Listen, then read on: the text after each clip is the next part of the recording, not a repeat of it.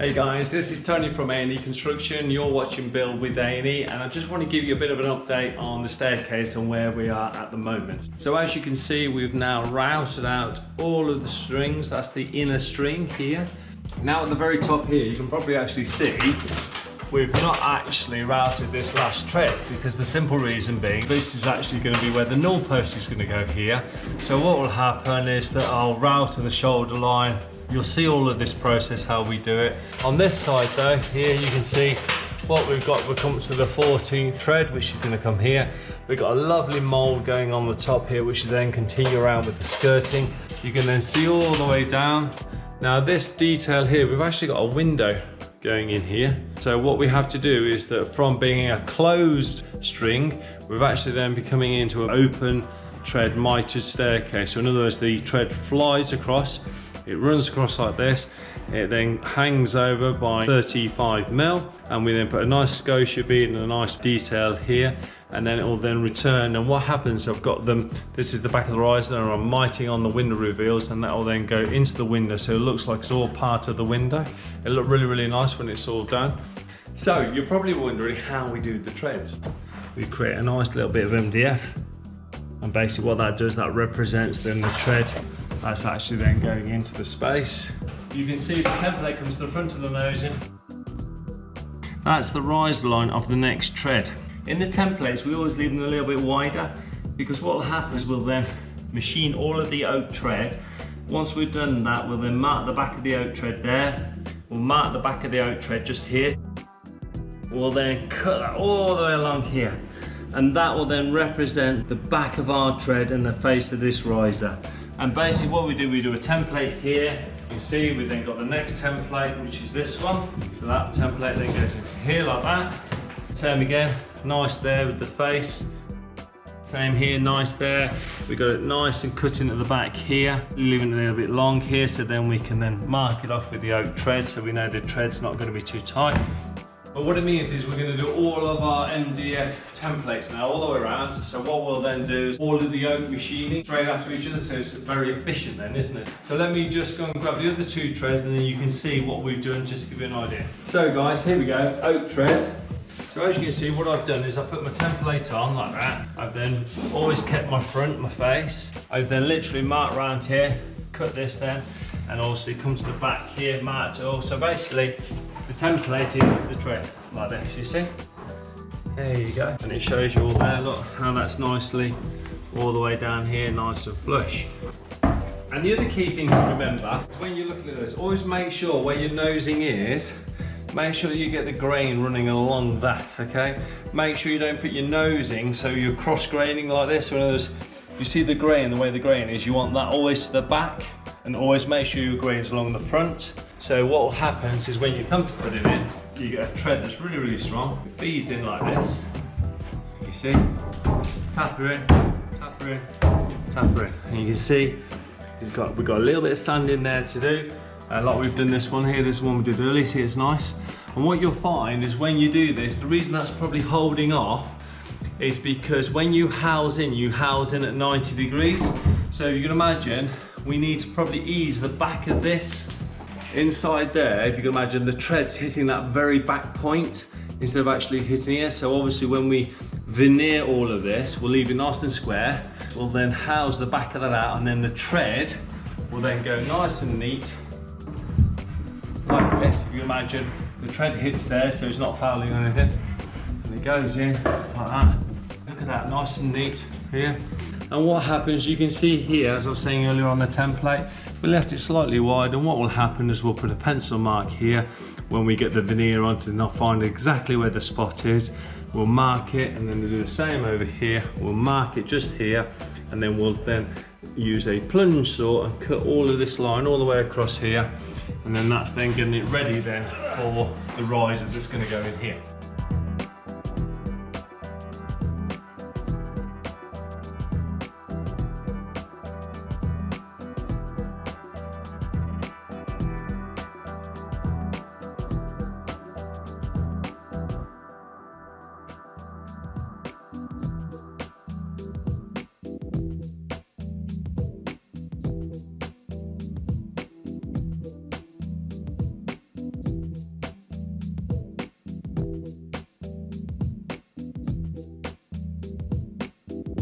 So as you can see, we've got 1, 2, 3, 4, 5, 6 treads, oak treads in at the moment.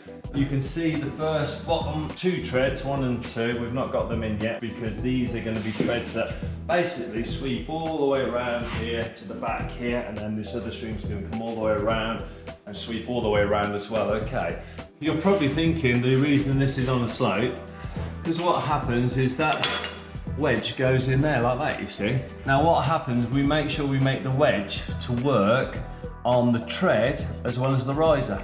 So when we put the riser in, we can use the same wedge to do both applications. So we can use that one wedge to wedge in the treads and then also wedge in the risers. Push the tread in nice and tight. We then get this wedge, and you probably see underneath. I'll just put it in loose for the first minute, like that. What we'll actually do is produce a longer wedge for these treads here, because obviously you can see this wedge is actually too short, but it's actually perfect. But what will happen is that this wedge here will extend it right back here, and then we'll make a certain amount of those which will then cover all these treads. But if you can see how it works nicely there, and if you come to the top, you'll see it just nicely pushes this tread line in nice and tight. Here you can see I've started to sand in the treads here, look. That's what I'm trying to achieve, a really nice finish all the way around here, around this nosing part here, because when I come to veneer this panel here, I can make sure my nosing comes up really nice and tight, because I don't want to be marking my veneer. So the more work I do now, the less issue I have with then marking the veneer later on. And you can see with this nosing over here, you can see if I pull that tight there, look, you can see I've got a little bit of work to do there. As you can see, I've got a couple, literally a mil gap there, all the way around to a certain point. So what I'm going to do is I'm going to plane that in and then actually then sand it in. And then what we'll then do is fully sand all of the treads and then stain them before we fit them. So you'll see me planing this in now. Okay guys? We know this side here is really, really good. So what we're going to do now is we're going to start working on this one here. So just tap the tread out. Now what I've done is I've set the blade up just so it takes a real small amount that you can see through here. And I know that I've got to work on this section here, just take a little bit off. So that's what I'm doing, just small amounts off. And what I'll do is I'll then get some different types of paper. I've got some 80 grit, and then I've got some 180 just to finish it off. I'll obviously, when I'm sanding the treads, I'll go from 80 to 120 to 180 to 240 finish before I stain out. I've got a piece of 80 grit here now, so what I'll do is I'll wrap the paper around, really give it a good sand. There we go. Now you can actually see that's getting closer now here, getting tighter, so I'm getting on the right route. A little bit more off the plane. Like that. That's looking a lot nicer now. Just got a very, very minute gap just here. So all I'm going to do is just take a little bit of oak up here, all the way around to the bottom here, and then that'll then finish that gap up there nicely. Nice little small amount off. Just literally, you probably see I just used the plane just round to halfway. And now I'm really minute gap just there. So all I've got to do is just take a little bit more off there, but so close. I make it a challenge, you know, to see how many times it takes me to get it absolutely spot on. I've got it down to 2 so far. Now this is my 4th one, but it is the beginning of the day. The coffee hasn't kicked in yet. And you probably think, why don't you get a sanding machine, but I don't really like to do that. I prefer to hand sand these nosings in. You have more control of what you're doing there, which is quite important. There you go, look at that. Absolutely beautiful around there. Actually see now how nice that is there. That's really nice and tight as well. So, and then I'm going to do that through the processes of the next tread, next one. So within about 2 hours, I should be hopefully about there.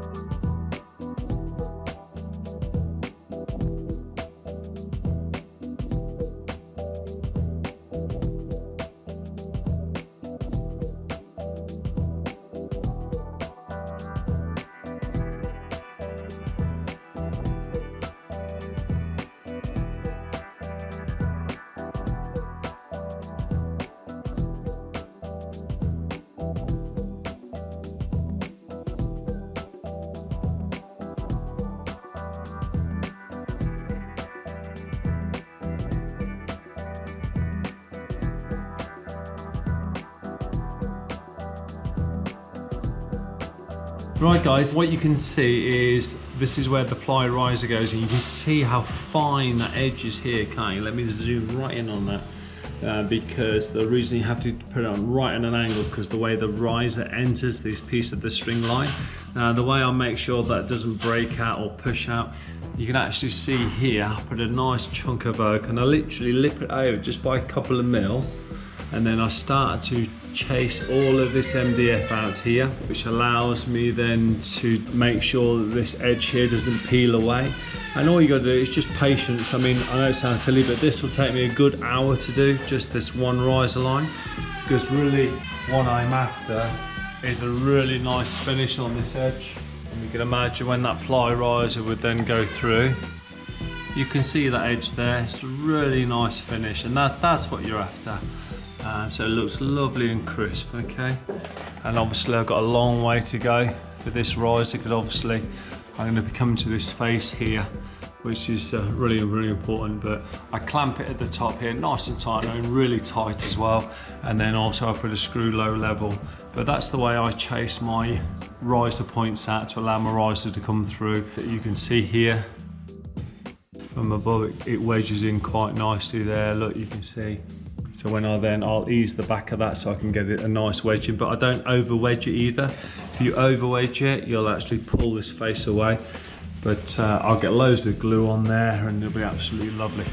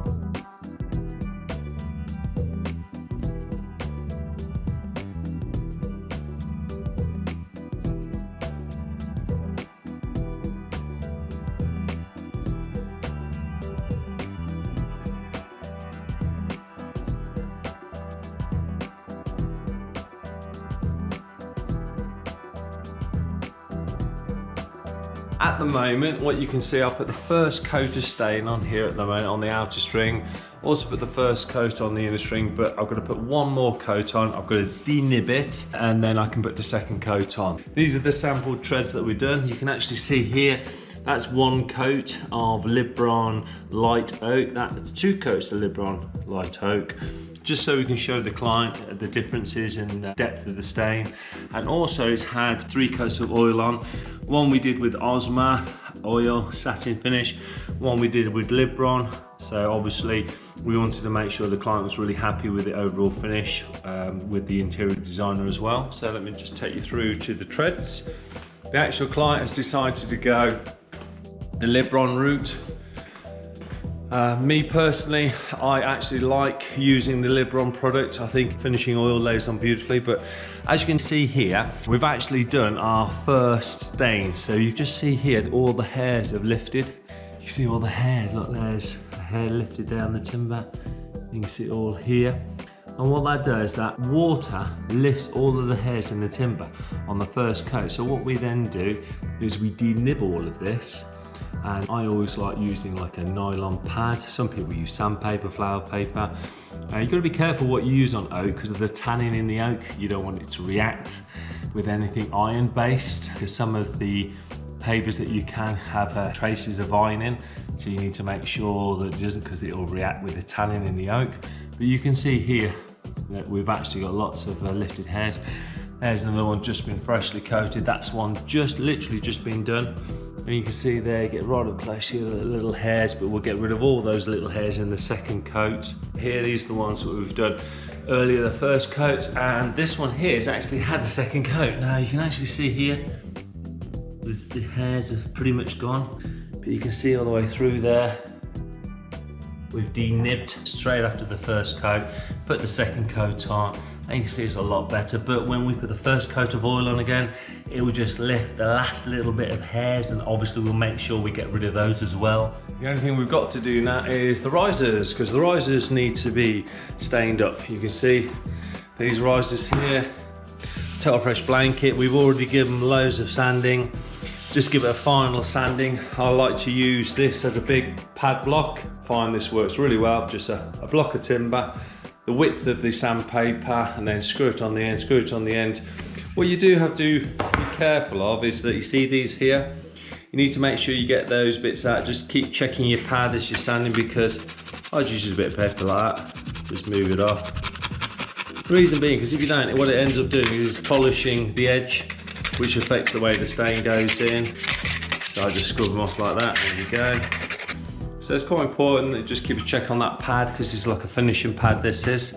And then I obviously got my paper for the nosings, which is here, and then the smaller version pad. Look, you can actually see there's quite a lot on there, so I'll probably actually just change the paper. So the wood dye I'm using actually is the Libron product. Great product this is actually. Really impressed with it, the way it goes on. One key thing you've got to remember, if you're doing lots of staining, you have to mix multiple tins together to get a consistency. You don't want it to be using one tin then getting another tin. Make sure you mix all of the tins together. It's really quite important that. This is my sort of finishing pack that I always keep together with me. I've obviously got my lint-free cloths here, which is really important. Got my tack cloths as well. So when I'm putting dye on, what I do is just buy myself a sponge. Now, buy the sponge which is really quite close sell sort of sponge. It's like kind of decent car wash sponge. But you find it just goes on so much easier using these sponges. Whereas when you buy the sponges with the tools, they're quite expensive. That was like kind of 30p for this sponge, and it really goes on easy. Plus you get less drips and things like that. You can control it a lot more. And then obviously I've got multiple rags that I keep turning and using these for taking the dyes off. So it's quite important that I always have quite a few rags, and I put them into a bun shape as I'm wiping off. Okay guys, so hopefully there's a bit of an update on what's going on, but obviously I'll show you a lot more as I'm doing it. Okay, cheers.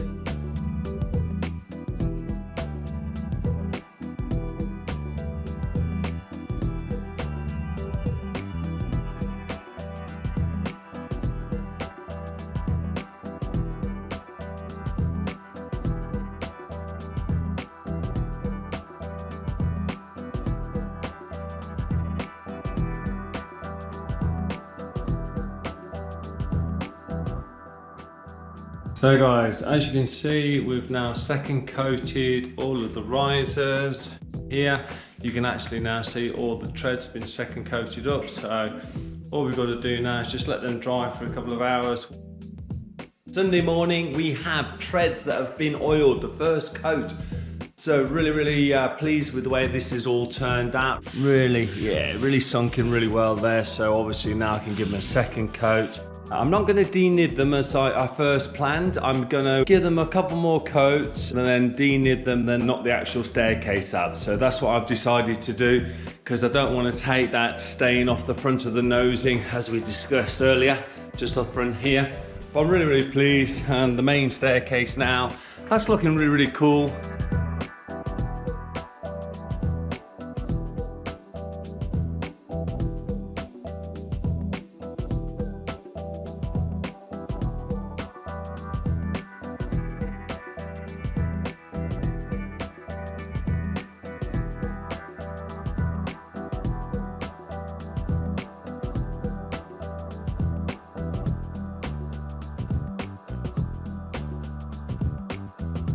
So what we need to do, we need to make sure we get the staircase ready to hook over the floor joist. And what we have to do is mark out the bottom of the tread, as you can see here. So what I do is I get myself an offcut of oak like this, I place it in, make sure it's nice and tight at the top.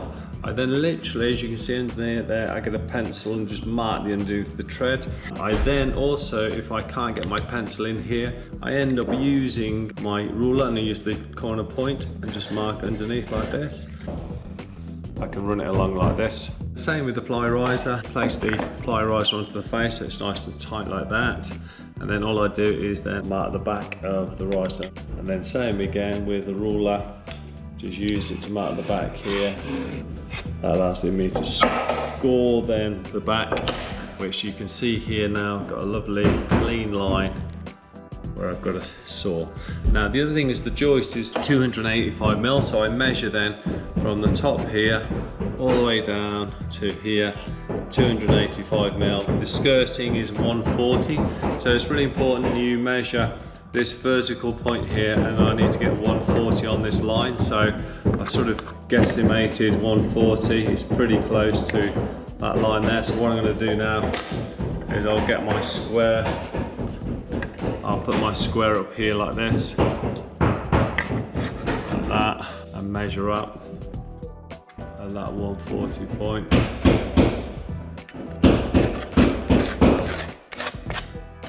That, which is really nice.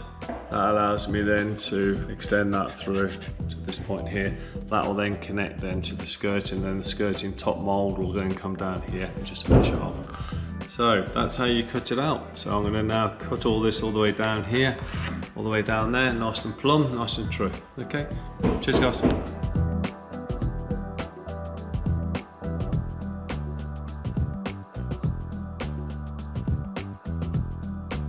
So guys, as you can see here, I've cut the tread line underneath here. So if I get the tread, now if you can imagine the joist sit here like this. So if you can imagine that then goes in there nice and tight, nice and snug. And then the underneath just literally latches onto the top of the floor joists. The back of the riser, you see? So it goes in nice and tight there. Now what I have done here, you'll probably see this little edge here. Sometimes people cut this off, I try not to, because the simple reason being is that when all the joist goes in, this finishes nicely to the underneath the joist. It means I can get the plaster line to come up on this bit here and follow through and crest off, which is really nice. We're not paneling the bottom of this staircase, we're just literally going to plaster underneath this. So that's how you prep it and get it ready for hooking up onto the floor joist. Okay guys.